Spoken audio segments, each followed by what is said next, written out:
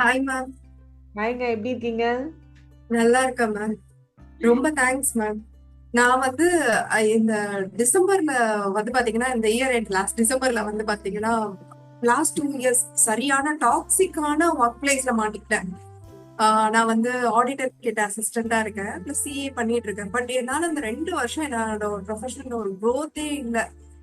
அப்போ வந்து என்னாச்சு, ஆஃப்டர் பிஃபோர் பொங்கல் நினைக்கிறேன், 13th அப்போ ஃபர்ஸ்ட் வந்து நீங்க full moon day healing section அது வந்து நான் ஃபர்ஸ்ட் டைம் எனக்கு வந்து அது ஃபர்ஸ்ட் டைம் நான் பண்ணேன். நான் மட்டும்தான் பண்ணேன்.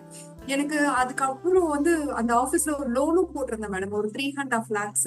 என்னால அதனால அங்க இருந்து வெளியிலயும் வர முடியல, அங்கேயே மாட்டிக்கிட்டேன். அடுத்த ஆப்பர்ச்சுனிட்டி லைனா எனக்கு வந்துச்சு. அப்படி இருந்தும் வந்து பாத்தீங்கன்னா என்னால வேற வேலைக்கும் போக முடியல, அங்கேயே மாட்டிக்கிட்டேன். எனக்கு என்ன பண்றதுன்னு தெரியல. நான் அந்த full moon day healing section முடிச்சுட்டு நான் வந்து நீங்க சொன்ன மாதிரி கான்பிடென்டா நான் தினமும் வந்து காலையில காட் கிட்ட என்னோட ப்ரேயரும் வைப்பேன். பிளஸ் வந்து நீங்க சொன்னதை அப்படியே ஃபாலோ பண்ணுங்க, எனர்ஜியும் நல்லா நான் சென்ஸ் பண்ணேன். எல்லாம் சென்ஸ் பண்ணிட்டு அதுக்கப்புறம் வந்து பாத்தீங்கன்னா ஒரு மிராக்கிளா எனக்கு வந்து பாத்தீங்கன்னா என்னோட ப்ரொஃபைலுக்கு 2 lakhs மேல எந்த பேங்க்லயும் லோன் எலிஜிபிளே கிடையாது. பட் எனக்கு என்ன ஆச்சுன்னா ஒரு 7 lakhs லோன் வந்து டக்குன்னு அப்ரூவ் ஆகி அந்த ஆபீஸ்ல இருந்து நான் கொடுக்க வேண்டிய அமௌண்ட் கொடுத்துட்டு வித்தின் 1 மந்த்ல நெக்ஸ்ட் ஃபுல் மூன் டே செஷனுக்குள்ள நான் வந்து வெளியில வந்துட்டேன்.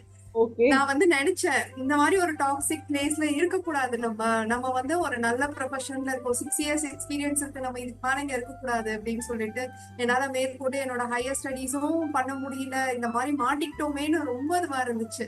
அதுக்கப்புறம் ஒரு 1 மந்த்ல எனக்கு மேஜிக் மாதிரி எனக்கு வந்து ஒரு என்ன சொல்றது, ஒரு 1 டேலயே எனக்கு அந்த பணம் கிடைச்சிருச்சு மேடம்.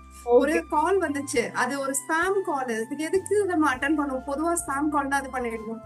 பட் ஆனா எனக்குள்ள ஒரு இன்ட்யூஷன் வந்துச்சு, இதை அட்டன் பண்ணி பாரு, மேபி இது உங்களுக்கு ஒரு இதுவா இருக்கலாம் அப்படின்ற மாதிரி உள்ளுக்குள்ள இருந்து ஒரு ஃபீல் சொன்ன உடனே நான் அதை அட்டன் பண்ணேன்.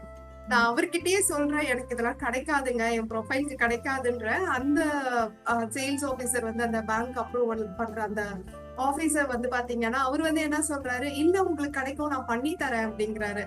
நான் வந்து இல்ல எனக்கு கிடைக்காதுன்ற, அவர் திருப்பி அதே சொல்றாரு. வித்தின் 1 டேல எனக்கு அழகா கிடைச்சிருச்சு. ஓ.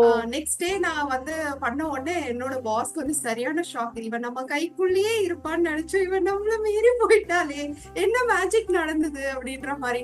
So okay. சூப்பரா அதுல இருந்து வெளியில வந்துட்டேன் மேடம். அதுக்கப்புறமும் வந்து தனியா நம்ம ஏதாவது பண்ணணும்னு நான் ட்ரை பண்ணிட்டு இருந்தேன். ஒவ்வொரு மந்த்தும் உங்களோட அந்த ஜான்ல இருந்து ஒவ்வொரு மந்த்தும் உங்களோட ஃபுல் மூன் டே செஷன் நான் கரெக்டா அட்டன் பண்றேன். இது நடந்ததுக்கு அப்புறமும் என் பசங்களும் வந்து அவங்களும் 10th 8th படிக்கிறாங்க. சோ அவங்களும் வந்து நல்லா பண்ணணுன்றதுக்காக அவங்களையும்